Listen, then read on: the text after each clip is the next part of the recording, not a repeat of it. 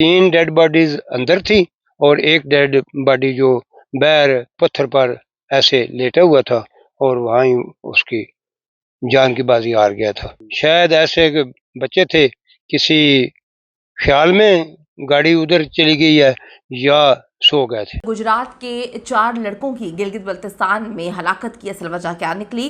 खाई में गाड़ी गिरने से पहले आखिरी कॉल किसको की गई थी? पंजाब से गिलगित तक गाड़ी किसने चलाई थी और फिर स्कर्दू के लिए कौन ड्राइव कर रहा था? सीसीटीवी फुटेजेस में खौफनाक इंकशाफात अब निकल कर सामने आना शुरू हो गए हैं। 3 दिन मुसलसल अपनी फैमिली से राब्ते में रहने वाले लड़कों की कौन सी ऐसी गलती थी जो उनको मौत के मुंह में ले गई, या फिर कुछ ऐसी चीज़ें उनको बताई गई थी जिन्होंने उनको कंफ्यूज किया और ये सारा का सारा मामला हुआ। आज की वीडियो में इस पर बात करेंगे क्योंकि अक्सर जो है लोग गर्मियों की छुट्टियों में इन जगहों पर ट्रैवलिंग करते हैं और फैमिली साथ होने के साथ उनकी कोशिश होती है कि हम खुद ड्राइव करें और पूरी फैमिली को साथ लेकर जाएं। तो आप लोगों के लिए वीडियो बेहद ज़रूरी है, किस तरह की एहतियात करनी चाहिए। रिक्वेस्ट है जी, वीडियो को आखिर तक मुलाहिजा करें, चैनल को सब्सक्राइब करें। 3 डेड बॉडीज अंदर थी और एक डेड बॉडी जो बाहर पत्थर पर ऐसे लेटा हुआ था और वहां ही उसकी जान की बाजी हार गया था। शायद ऐसे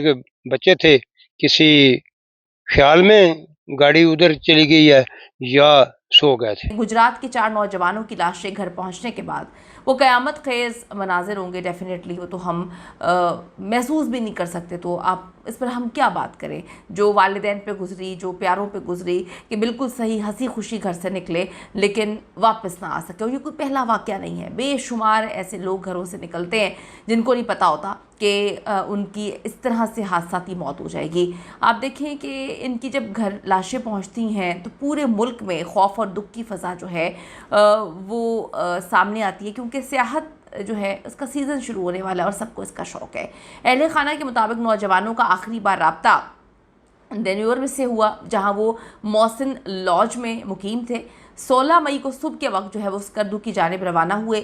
उनके मोबाइल जो है एकदम से बंद हो गए और किसी से भी राब्ता मुमकिन ना हो सका।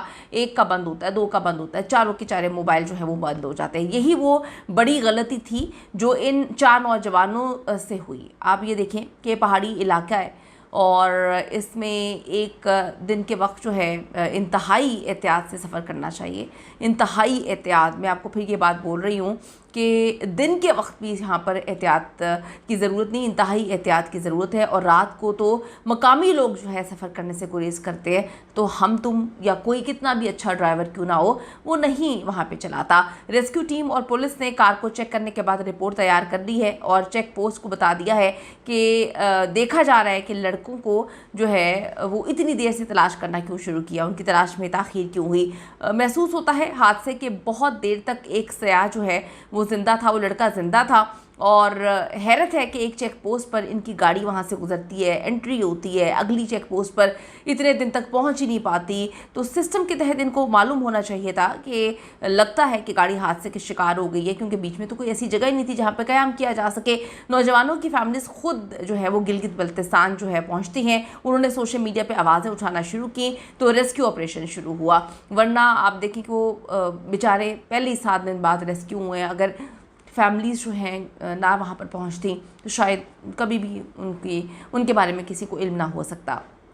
लापता नौजवानों की शनाख्त जो है सुलेमान, वासिफ, शहजाद, उमर, एहसान और उस्मान के तौर पर हुई, जो अपनी सफ़ेद रंग की होंडा सिविक जो है उस पर चंद रोज़ कबल गिलगित और हुंजा की सियाहत करने के लिए रवाना होते हैं।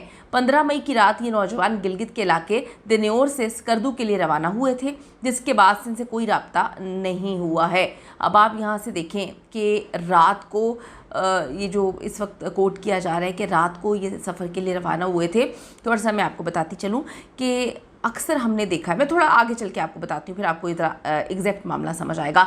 गाड़ी गिलगित से जो है 100 किलोमीटर दूर गंजी जो है उस जगह पर उस मकाम पर सैकड़ों फीट गहरी खाई में गिरी थी। ये मकाम ऐसा है कि किसी को भी गाड़ी नज़र नहीं आई और ना आ सकती थी अगर रेस्क्यू ऑपरेशन शुरू होता।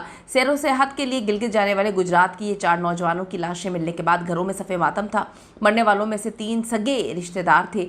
मरने वाले नौजवानों में कोट गखा का 21 साला मोहम्मद एहसान, उसका पुपीज़ाद सलमान, नसरुल्ला भेनोई, वासिफ, शहजाद और सारोकी का दोस्त जो है उस्मान शामिल थे।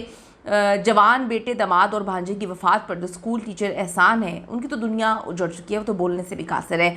42 साला वासिफ शहजाद 2 मासूम बच्चियों का बाप था, जिसको जो सुलेमान नसरुल्लाह 3 माह कबल इटली से पाकिस्तान आया था और 12 मई को चारों दोस्त शुमाली इलाका जात की सैर के लिए जो है वो निकले और मौत की वादी में जाके सो गए। लड़के खुद गाड़ी चलाकर पंजाब से गिलगित जाते हैं और वहाँ से स्कर्दू जा रहे थे। इब्तदाई रिपोर्ट्स के मुताबिक गाड़ी एक ख़तरनाक मोड़ से नीचे गिरी और मुमकिना वजह जो है वो बर वक्त जो है वो ब्रेक ना लगाना, और ये भी मामला जो है वो सामने आ रहे हैं कि इनको ये कट नज़र नहीं आया। अब आपने यहाँ से समझना है, क्योंकि आप में से अक्सर लोग जो हैं वो गर्मियों की छुट्टियों में घूमने फिरने जाते हैं और अक्सर लोग जो हैं वो ख़ुद ड्राइव करते हैं। अब ये एक दिल दहला देने वाला वाक़या है जो सानिया स्कर्दू है, जिसमें गुजरात के ये 4 दोस्त तो हादसे का शिकार हुए। पता नहीं कितनी तकलीफ़देह मौत उनको मिली। एक तो कितनी देर तक, कितने दिन तक जो है खुले आसमान तले तकलीफ़ में इंतज़ार करता रहा कि शायद उसको कोई बचा लेगा, शायद कहीं से मदद आएगी।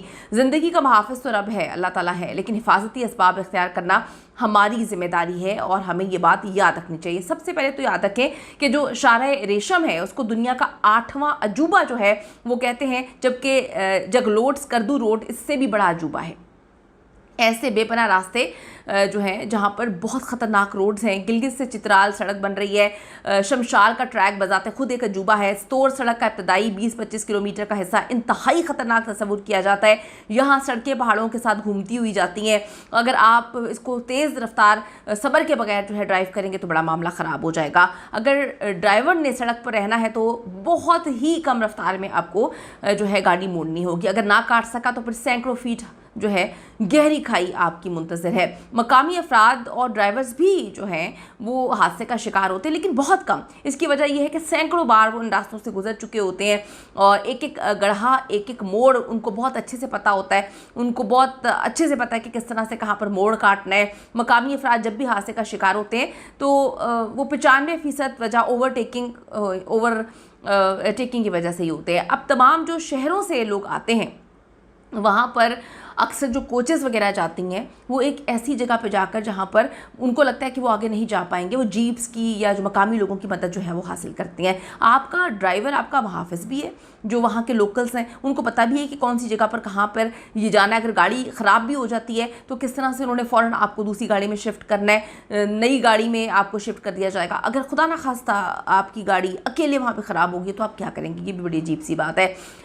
अब आप यहाँ से देखें कि फेरी मीडोज़ का ट्रैक जो है वो चीखें निकलवाने वाला ट्रैक है, बहुत मशहूर ख़तरनाक ट्रैक है, लेकिन हादसात की शरह ना होने के बराबर है, क्योंकि वहाँ मकामी अफराद जो हैं उसके अलावा किसी को गाड़ी लेके जाने की इजाज़त नहीं है। आप ये देखें ये कितनी बड़ी बात है, कितनी ज़बरदस्त बात है। तो ये चीज़ें हमें सोचने की ज़रूरत है कि हमें लगता है कि हम बहुत सारी चीज़ें जो है मैनेज कर पाएंगे, लेकिन ऐसा नहीं होता है। आप मैनेज नहीं कर पाते हैं, क्योंकि अगर आप रात का इंतखाब करते हैं, हमारे बहुत अच्छे कुलीग थे एक्सप्रेस में जब मैं काम करती थी, वो हमारे साथ थे, उनको बहुत ज़्यादा घूमने फिरने का शौक़ था। वो रात को ट्रैवलिंग कर रहे थे और ट्रैवलिंग मकामी नहीं थे, 4 दोस्त थे ट्रैवलिंग कर रहे थे। उसके बाद एक पुल था, उस पुल के आगे उन्होंने एक ड्रम रखा हुआ था। नौजवान थे, आप देखें कि 22, 23, 25 साल इन चारों की उम्र थी। एक उन्होंने ट्रक जो है छोटा सा ना एक ड्रम रखा हुआ था, लेकिन रात को अगर आप ट्रैवलिंग कर रहे हैं, आप एक अनजान जगह पर स्पीड में गाड़ी चला रहे हैं और एक बंदा वहाँ से आपको इशारा भी कर रहा है कि आगे ना जाओ, आप ही समझ रहे थे, वो समझते रहे कि शायद उनको लूटने का इरादा रखते हैं। उन्होंने गाड़ी नहीं रोकी और स्पीड की और आगे से पुल हज़ारों, आधा पुल था ही नहीं, हज़ारों फीट उनकी गाड़ी नीचे गई और उनकी लाशें तकरीबन 5-6 दिन बाद मिली।